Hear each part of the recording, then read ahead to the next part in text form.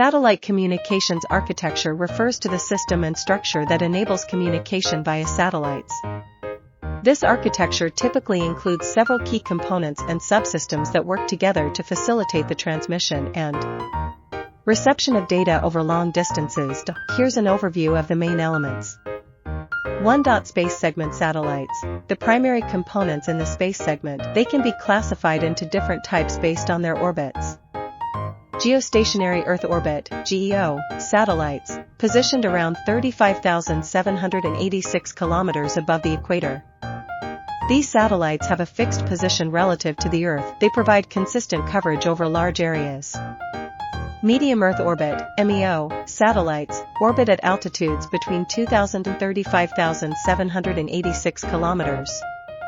They are used for navigation systems like GPS. Low Earth orbit, LEO, satellites, orbit at altitudes between 160 and 2,000 kilometers.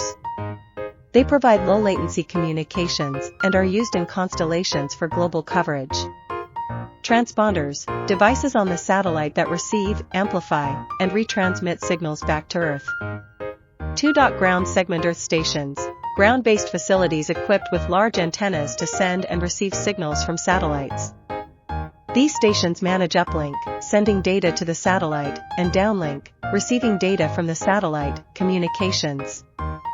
Control centers, facilities responsible for monitoring and controlling satellite operations, including tracking, telemetry, and command functions. 3. User segment user terminals, devices used by end users to communicate with satellites.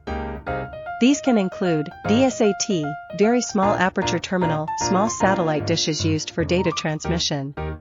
Mobile satellite phones, handheld devices for voice and data communication.